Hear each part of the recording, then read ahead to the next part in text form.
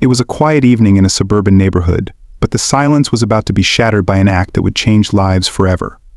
Adual, a 23-year-old young man, had always struggled with the arrival of his mother's new boyfriend, Jade. What began as uncomfortable tension between them soon escalated into something much darker. Jade, 48, was not the kind of man to back down, and his dominant personality created an ongoing conflict in the household. Funmi, Adual's mother, found herself caught in the middle, trying to keep the peace, but it wasn't enough. On a night that seemed like any other, a confrontation between Adual and Jade spiraled out of control. What started as an argument turned violent. Moments later, Adual claimed he had acted in self-defense, but the evidence told a different story. Jade was dead and Adual stood over him, shaken but determined to defend his actions. This was more than just a family disagreement, it was a tragedy that ended with a life lost and a young man facing charges of murder. The question remained, was Adual truly defending himself, or was this a deeper, long-brewing resentment that erupted in violence? As the investigation unfolds, Officer Inyola, a 35-year-old police officer, arrives on the scene to piece together the events of that fateful night. With emotions running high and conflicting stories from both Adual and Funmi, the truth behind the tragedy becomes harder to uncover. This is a story of family conflict, deadly choices, and the search for justice in a case that left everyone asking, how did it go this far? Adual had always been protective of his mother, Funmi. Since the death of his father when he was only 12, the bond between them had grown stronger. Funmi had tried her best to raise him as a single mother, giving him everything he needed, even as she struggled to make ends meet. But life had its own way of changing things. When Funmi met Jade, everything shifted. Adual, now 23, felt the weight of being replaced by this new man in their lives. Jade, at 48, was charming and confident, but to Adual he was nothing but an intruder. From the very beginning, tension brewed in their household. Jade, a strong-willed man, quickly asserted his place in Funmi's life. Funmi, seeking companionship and happiness after so many years alone, welcomed Jade's presence. But Adual couldn't. He watched as Jade began to influence the decisions Funmi made, from small household matters to bigger life choices. He saw his mother, once independent and fierce, slowly submitting to Jade's will. For Adual, every day became a battle to tolerate Jade's presence. They had clashed several times, arguing over small things that often spiraled into shouting matches. Jade didn't back down, and Adual grew more resentful. Funmi, trying to hold peace, often found herself torn between the two men in her life, never fully siding with either. One evening, tensions reached a peak. Jade had been particularly forceful that day, criticizing Adual for his lack of responsibility. He accused him of being ungrateful for all the sacrifices Funmi had made over the years. Adual, already feeling marginalized, couldn't take it anymore. The two men faced off, with Funmi trying in vain to calm them down. As the argument escalated, Funmi begged Adual to let it go, but Jade wouldn't stop. He pushed Adual further, using harsh words that cut deep. Adual felt a surge of anger one he hadn't felt before. He stormed out of the house, his mind racing with thoughts of anger and betrayal. In his eyes, Jade had taken his place in his mother's life, and now he was being pushed to the side. The neighborhood had grown accustomed to the shouting coming from their house. This wasn't the first time Jade and Adual had clashed, and the sounds of raised voices had become almost routine. But this time there was a tension that felt different. It was as though everything had built up to this moment. After that argument, Adual distanced himself from his mother, spending more time out of the house and avoiding both Funmi and Jade, but the anger simmered, unresolved. He avoided Jade as much as possible, but inside the resentment grew stronger with each passing day. In the following weeks, Funmi tried to mend the rift between them, but her attempts fell on deaf ears. Adual felt betrayed, believing his mother had chosen Jade over him. He struggled with feelings of abandonment and hurt, unable to see any way out of the situation. Meanwhile, Jade continued to assert his authority in the house, making it clear that he had no intention of backing down. The dynamic in their home had become toxic. Every interaction was laced with tension, and the smallest disagreements would spark a new argument. Jade and Adual's relationship was in a downward spiral, and Funmi was powerless to stop it. It was as if they were on a collision course, and there was no avoiding the inevitable. Adual began to confide in a close friend, telling him about the growing frustration he felt. He spoke of feeling trapped, unable to escape the suffocating presence of Jade in his life. His friend tried to calm him, telling him to avoid Jide and let things cool off, but Aduwal wasn't convinced. He couldn't shake the feeling that things were getting worse and that something was going to happen. The tension finally reached its breaking point one night when a seemingly minor disagreement over dinner spiraled into a violent confrontation. Aduwal had come home late, and Jide wasted no time in accusing him of being irresponsible and ungrateful. Funmi, exhausted from the constant fighting, tried to intervene, but Jide's words stung Aduwal deeply. The young man had had enough. He snapped, and what began as a heated exchange quickly escalated into physical violence. Funmi screamed for them to stop, but neither man was willing to back down. In the chaos that followed, a fight broke out, and tragedy struck. Aduwal, in a fit of rage, grabbed the nearest object he could find and swung it at Jide. The force of the blow sent Jide crashing to the ground, unconscious and bleeding. For a brief moment, the house fell silent. Funmi stood frozen in shock, staring at the scene before her. Aduwal, breathing heavily, stared down at Jide's motionless body, unable to process what had just happened. In an instant, everything had changed. The resentment and anger that had been building for months had culminated in a moment of violence that could never be undone. The reality of the situation began to sink in. Jide wasn't moving, and the pool of blood beneath him was growing. Aduwal stood paralyzed, his mind racing. Funmi, trembling with fear, rushed to Jide's side, but it was too late. He was gone. The man who had come into their lives and turned everything upside down was now lying dead in their living room. Panic set in as Funmi dialed for emergency services, her hands shaking. Aduwal, still in shock, couldn't move. The weight of what he had done began to crush him. He hadn't meant for it to go this far. He had wanted the fighting to stop, but now everything was ruined. The reality of Jide's death hit Funmi and Aduwal like a storm. As Funmi knelt next to Jide's lifeless body, her mind raced through the memories of the night, unable to process what had just happened.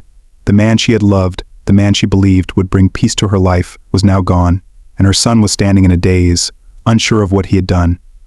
Blood covered the floor, and the sound of Funmi's cries filled the house. Within minutes, the police arrived. Neighbors had heard the screams and called for help. Officers entered the chaotic scene, securing the house and separating Aduwal from his mother.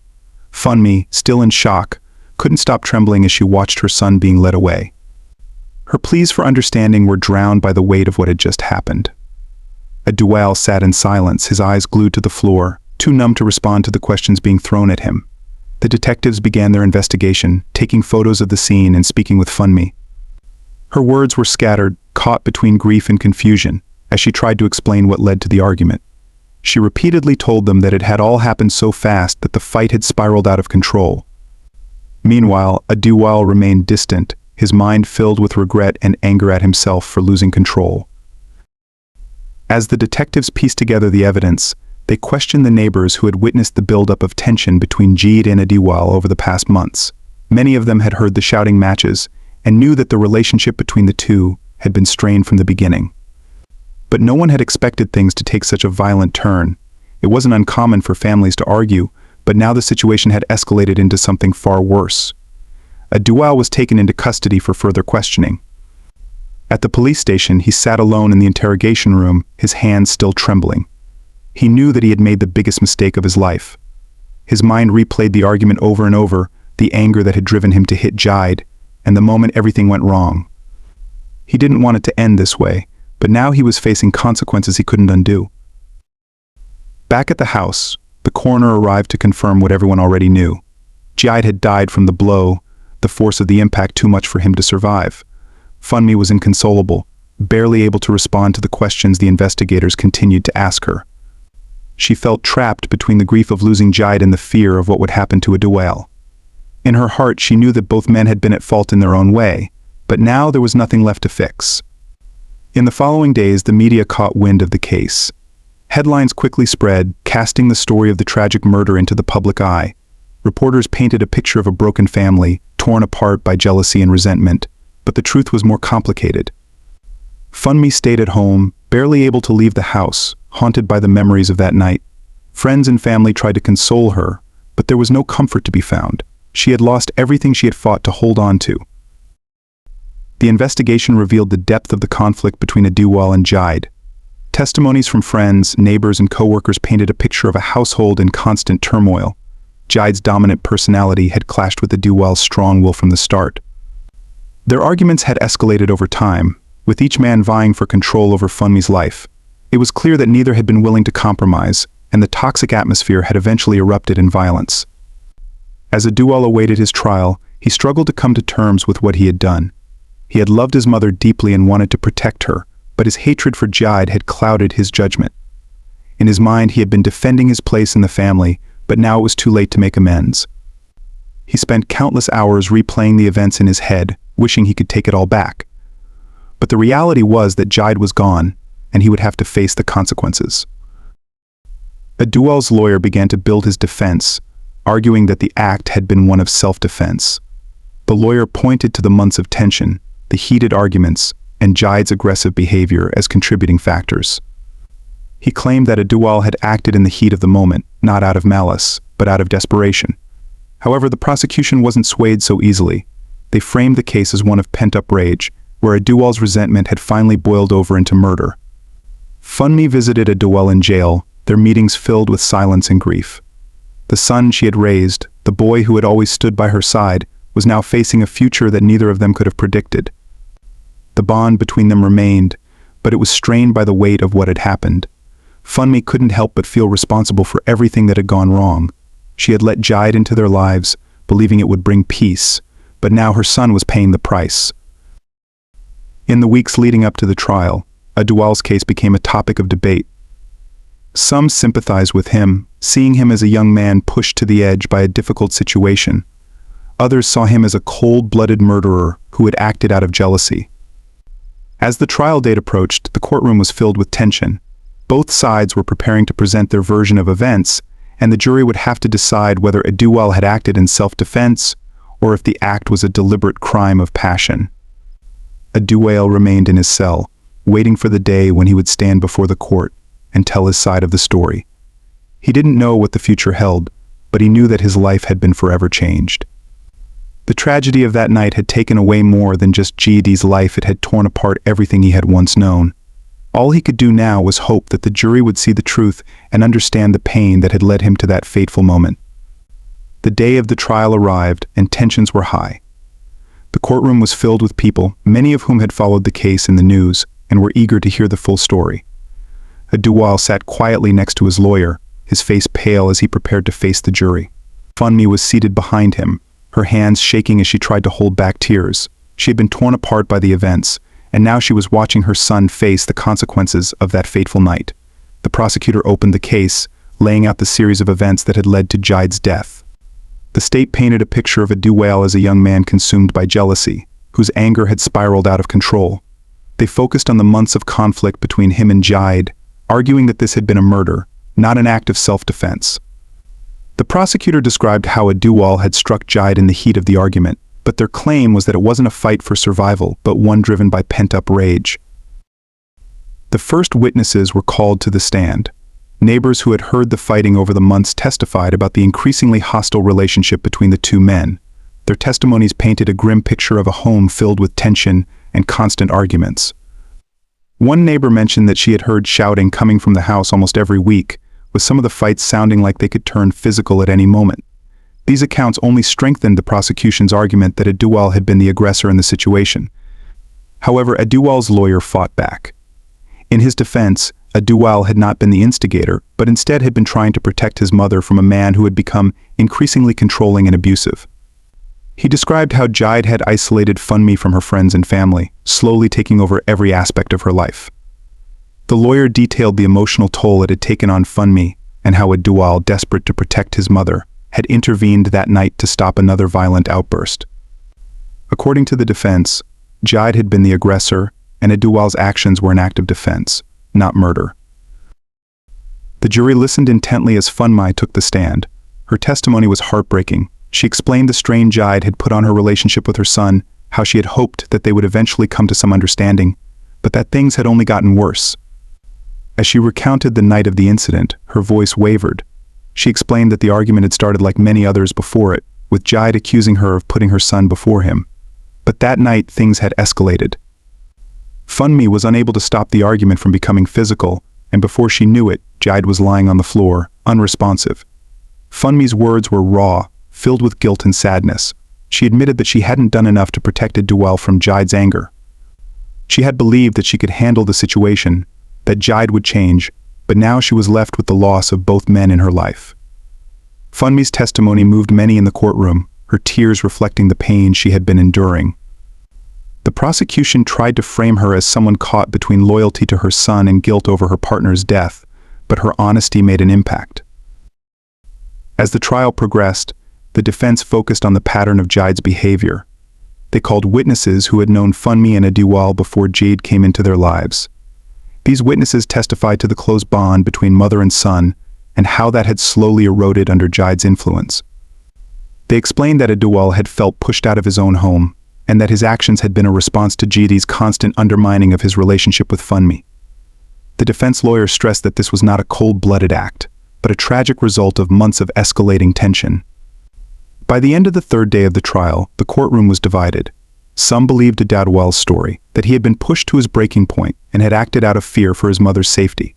Others saw him as a young man who had allowed his jealousy to fester, until it exploded into violence. The trial was far from over, but the case was shaping up to be a battle of perspectives. Was Aduwal the victim of an abusive stepfather, or was he a jealous son who had acted out of rage? As the courtroom adjourned for the day, Aduwal was led back to his holding cell. His mind was racing, replaying the events of that night over and over again. He knew the truth, but he wasn't sure if the jury would see it that way. The trial had become a test of his ability to explain his actions, and the burden of that night weighed heavily on his shoulders. All he could do now was wait and hope that his lawyer could convince the jury of what really happened. The tension was palpable as both sides prepared for the following days of the trial. The prosecution had more witnesses lined up, hoping to drive home the idea that Aduwal had been waiting for an opportunity to get rid of Jide, while the defense focused on building a case that Aduwal had acted out of necessity. With both sides digging deeper into the lives of everyone involved, the truth would eventually emerge. But for now, it remained a painful battle for justice, with Aduwal's future hanging in the balance. As the trial entered its final stages, tensions were running high. Both the prosecution and defense had presented powerful arguments, but the balance seemed to be shifting toward Aduwal's side. The defense had painted Jide as a violent man, and the jury was beginning to see Aduwal as a victim of circumstance rather than a cold-blooded murderer. However, one final piece of testimony was about to change the direction of the case. The court reconvened and the prosecution called a witness that caught everyone off guard. Tade, a close friend of Funmi's. Tade had known Funmi since childhood and had been a confidant during the darkest moments of her life. Her testimony, however, would not go as the prosecution had hoped. Tade took the stand with a calm but heavy demeanor. She confirmed what many had suspected. Funmi had been suffering in silence for years, trapped in an abusive relationship with Jide. According to Tade, Funmi had confided in her several times, expressing fear for her safety and her son's well-being. Funmi had wanted to leave Jide but had been too scared of the consequences. Tade revealed that in the weeks leading up to Jide's death, Funmi had reached out to her more frequently. The fear in Funmi's voice had grown more desperate, and she had mentioned on multiple occasions that Jide's behavior was escalating. Tade explained how Funmi had always tried to protect Aduwal from the worst of it, but Jide had begun threatening her son, and Funmi had feared for his life.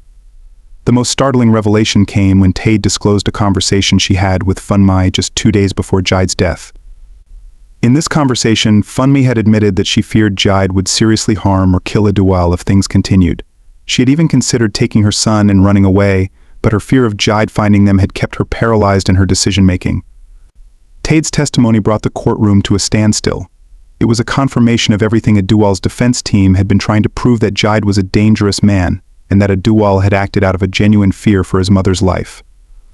It also shed light on Funmi's mental state during those final days, showing that she had been living in constant terror, trying to shield her son from the escalating violence. The defense seized on Tade's testimony, using it to argue that Aduwal had been left with no choice but to act in self-defense.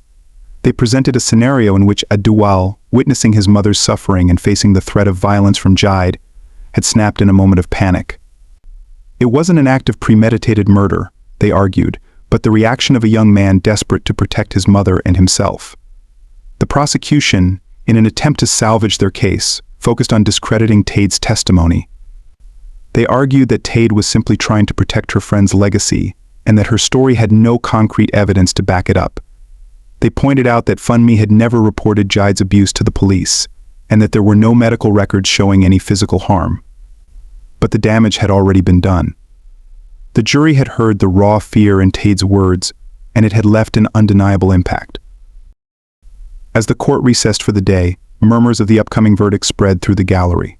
Both sides had presented their cases, but the emotional weight of Tade's testimony had swung the momentum heavily in Aduwal's favor. The defense had successfully argued that Jide had been a clear and present danger, not just to Funmi but to Aduwal as well. They had shifted the narrative from one of murder to one of murder, to one of survival. For Aduwal, the next step would determine his future. He had been painted as both a victim and an aggressor, but now the jury had to decide if his actions were justified. The tension in the courtroom was palpable as everyone awaited the final days of the trial. The jury, tasked with making one of the most difficult decisions of their lives, would soon deliver a verdict that could either condemn Aduwal as a murderer or free him as a young man who had acted out of fear and desperation. The day of the verdict had arrived, and the courtroom was packed with people eager to hear the jury's decision. Aduwal sat quietly at the defense table, his face calm but his eyes betraying the nervousness within. His fate was now in the hands of the jury, and no one knew what they would decide. The judge entered the room, and the tension grew even heavier. All eyes were on the jury as they filed in, their expressions unreadable. The silence was overwhelming as the foreperson rose to deliver the decision. The jury had spent days deliberating, weighing the testimonies and the evidence before them. On one hand, there was the undeniable fact that Aduwal had taken a life. But on the other, there was the clear picture of the years of abuse both he and his mother had suffered at the hands of Jide. The defense had successfully argued that Aduwal had acted in self-defense, while the prosecution had tried to paint it as a calculated murder. The jury's job was to decide whether Aduwal had been a victim of circumstance or a cold-blooded killer. The foreperson began reading the verdict. For what felt like an eternity, the courtroom remained still. Aduwal stared at the ground, unable to meet the eyes of the jury or anyone in the room. The prosecutor's expression remained firm, while Aduwal's defense team sat with bated breath. When the words "not guilty" echoed through the courtroom, the silence was broken by a collective gasp. Aduwal's defense team exchanged relieved glances, while the prosecutor simply nodded in acceptance. Aduwal, overwhelmed with emotion, closed his eyes as the weight of the last few months seemed to lift from his shoulders. He had been acquitted. The judge, ensuring that order was maintained, reminded the court of the seriousness of the case, regardless of the outcome. Aduwal was free to go, but the scars from that night would remain with him forever. As he walked out of the courtroom, flanked by his defense team, the reality of his freedom began to set in. However, Aduwal knew that freedom would come at a price. His mother was still gone, and nothing would change that. Outside the courthouse, reporters swarmed, but Aduwal remained silent. He had no words for the cameras or the people. For him, the fight was over, and all he wanted now was to move on with his life, even though the pain of that night would never truly leave him. Jide's family, on the other hand, was devastated by the verdict. They had lost a brother, a son, and no amount of justice could fill the void. They left the courtroom in tears, unable to comprehend how Aduwal had walked free. The case, though closed, had torn two families apart. For the public, this case had sparked widespread debate about the boundaries of self-defense. Many sympathized with Aduwal, believing that no one should have to suffer years of abuse without acting to protect themselves. Others questioned whether Aduwal's actions had been necessary or if they were driven by anger. Regardless of public opinion, the law had spoken, and Aduwal was free. The case faded from the headlines over time, but it left a lasting impact on those involved. Aduwal would never forget what he had done, but he had been given a second chance at life. Now it was up to him to decide how he would live with the consequences of that fateful night. As the story comes to an end, the focus shifts back to the lessons learned. The case had brought attention to the importance of recognizing signs of abuse and taking action before situations escalated to violence. It also raised the question of what drives someone to kill in the name of self-defense. In the end, Aduwal's story was a tragic one, marked by years of suffering and a moment of unimaginable violence. The jury had ruled in his favor, but for Aduwal, the fight to move on was just beginning.